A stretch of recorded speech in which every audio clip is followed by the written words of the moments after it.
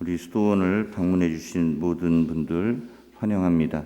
거창 성당에서 예비자 분들이 이제 봉사자들과 함께 오셨는데 또 신부님이 하도 잘해주라고 신신당부를 해서 아이가 잘해주고 있습니다, 우리.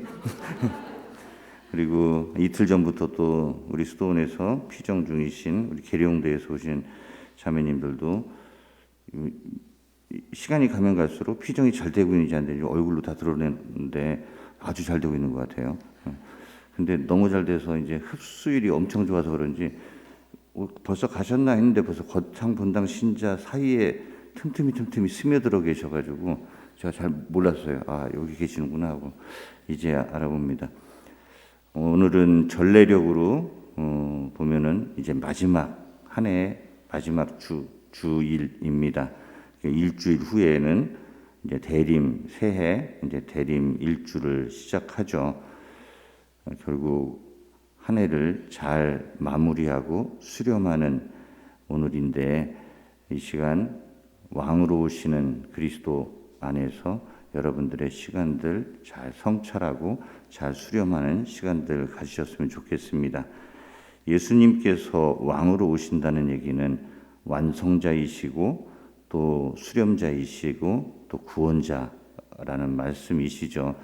그냥 단순하게 이미 다 돼 있는 것들을 보고 이제 어떤 게 잘 됐는지 골라내고 안 된 거는 내치고 하는 식의 심판이라기보다는 우리의 결핍을 채워주고 우리의 부족함을 들어 올려서 승화시켜 주시는 그런 자비의 하나님의 모습으로 그분께서는 우리 안에 오실 것입니다. 이 그리스도 왕 대축일이 되면은 늘 되새기게 되는 이제 동화가 있습니다. 여러분들도 아주 잘 알고 있는 작가 오스카 와일드가 쓴 행복한 왕자가 바로 그것입니다. 다들 잘 아시죠?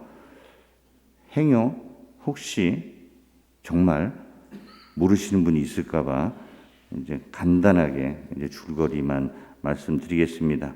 어느 도시의 공원 한가운데 이제 사파이어 눈을 갖고 화려한 보석으로 장식한 칼을 들고 있는 왕자의 동상이 높게 서 있습니다. 그 동상 전체는 황금으로 씌워져 있고요. 사람들은 그 동상을 보며 이제 행복한 왕자라고 부릅니다. 돈이나 값비싼 것들을 많이 갖고 있는 부자들을 동경하고 그런 삶이 행복한 삶이라고 믿고 있는 사람들 눈에는 귀한 보석으로 치장하고 높은 곳에 서 있는 왕자가 분명 행복한 왕자로 보였을 것이 틀림없습니다. 어느 날 추위를 피해 남쪽 나라로 가다가 이제 무리에서 떨어진 제비 한 마리가 왕자의 발등에 앉아 하룻밤을 보내게 됩니다. 피곤에 지쳐서 잠이 들던 이 제비는 자기 위로 물방울이 떨어지는 것을 느끼고 깜짝 놀라서 일어납니다. 뚝뚝 떨어지던 물방울은 다름 아닌 왕자가 흘리는 눈물이죠. 행복한 왕자님께서 왜 우시나요? 하고 제비가 묻자 세상에는 불쌍한 사람들이 너무 많아서 운단다 하면서 왕자가 대답합니다. 그러면서 왕자는 제비에게 자기를 도와달라고 부탁하죠. 왕자는 칼자루에 박힌 루비를 빼내서 병든 아이를 간호하고 있는 어머니에게 그것을 전해달라고 합니다. 그렇게 왕자는 추위와 굶주림에 힘겨워하면서도 글을 쓰고 있는 작가에게 자기 사파이어 눈을 그리고 다른 가난한 사람들에게는 자기 몸을 덮고 있는 금조각들을 떼어주면서 하루하루 점점 더 초라해져 갑니다. 제비는 왕자의 그런 모습이 마음 아파하면서도 왕자의 부탁을 차마 거절하지 못하고 그것들을 날라다 주죠. 점점 추워지던 어느 날 꽁꽁 언 발로 울고 있는 성냥팔이 소녀를 본 왕자는 마지막으로 남은 사파이어 눈 하나를 빼내서 건네줍니다. 왕자 곁에는 그 일을 왕자 곁에서 그 일을 돕던 제비는 따뜻한 나라로 갈 시간을 놓쳐버리고 결국 얼어 죽고 맙니다. 사람들은 한때 자기들의 자랑이요 희망이었던 행복한 왕자가 추레해지고 흉측해지자 이제 그런 동상이 더 이상 도시 한가운데 서 있으면 안 된다고 말하죠. 그런 것을 용납하지 않습니다. 도시를 그리고 자기들을 망신시킨다고 생각한 겁니다. 사람들은 가난을 실패로 보고 불행이라고 여깁니다. 가난을 미워하고 경멸합니다. 왕자의 동상이 추레해지자 사람들은 가차없이 그것을 용광로에 넣어버립니다. 동상을 녹여 뭐라도 좀 건져보려고 하는 생각이었죠. 그런데 왕자의 심장만은 녹일 수가 없었습니다. 결국 쓰레기 더미에 왕자의 심장은 버려지고 거기에는 얼어 죽은 제비도 함께 있었습니다. 세상의 눈에는 비극적인 종말, 불행도 이런 불행이 없을 겁니다. 그때 하느님은 천사를 지상으로 보내어 가장 귀한 것 2가지를 가져오라고 명하죠. 땅에 내려온 천사는 사람들에게 버려진 왕자의 심장과 얼어 죽은 제비를 들고 하느님께 돌아갑니다. 물론 둘은 하늘나라에서 정말로 행복하게 살아갑니다. 오늘 그리스도 왕 대축일을 우리가 기념하고 있는데 그리스도 왕의 대축일의 의미를 이 동화는 또 나름 잘 설명해 주고 있는 것 같습니다. 오늘 복음에서 우리는 십자가에 못 박혀 매달려 계신 예수님을 만나게 됩니다. 그분의 머리 위에는 유다인들의 임금이라는 죄명패가 달려 있습니다. 십자가에 높이 매달려 계신 예수님의 모습 위에 모든 것을 내어주고 추레해진 행복한 왕자가 오버랩됩니다. 행복한 왕자가 값진 보석과 황금으로 치장하고 있었을 때 그 도시 사람들은 그 앞에서 자부심과 대리만족을 뿌듯하게 느꼈죠. 바로 그런 것처럼 예수님도 한때 기적의 힘과 말씀의 능력으로 빛나는 모습을 보여주며 제자들의 자랑거리요 군중들의 우상이 된 적도 있었습니다. 하지만 지금의 예수님은 무력하기 그지없습니다. 가난하다 못해 비참하기까지 합니다. 예수님 덕분에 어깨에 힘 좀 주고 살았던 남자 제자들은 다 도망가 버렸습니다. 물론 나중에 요한만이 돌아왔긴 하지만요. 왕을 맞이하듯 예루살렘에 입성하는 예수님을 환영하며 맞았던 군중은 어느 순간 광기에 젖어 그분을 십자가에 못 박으라고 소리 지릅니다. 가난해진 행복한 왕자를 사람들이 창피해하듯 아무런 힘도 못 쓰는 예수님을 보며 백성의 지도자들은 이렇게 빈정거리죠. 이자가 다른 이들을 구원하였으니 정말 하느님의 메시아 선택된 이라면 자기도 구원해 보라지. 군사들도 조롱합니다. 내가 유다인들의 임금이라면 너 자신이나 구원해 보아라. 예수님과 함께 십자가에 못 박힌 죄수 하나도 경멸하듯 말합니다. 당신은 메시아가 아니요 당신 자신과 우리를 구원해 보시오. 그런데 이런 빈정거림 속에는 사람들의 평소 생각이 가득 담겨 있습니다. 하느님의 메시아, 선택된 사람, 임금이란 존재에 사람들이 얼마나 자기들의 세속적 욕망을 투사하고 있는지가 보입니다. 사람들이 생각하고 있고 원하는 구원이라는 것도 결국 이 세상에서 성공적으로 잘 살아남는 것, 그 이상도 이하도 아니라는 것이 드러납니다.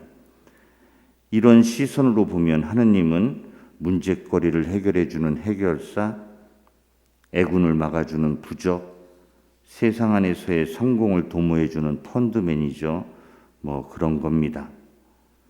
사람들은 이런 걸 잘해주는 하느님을 원하고 이런 걸 잘해줘야 하느님이라고 믿어줍니다.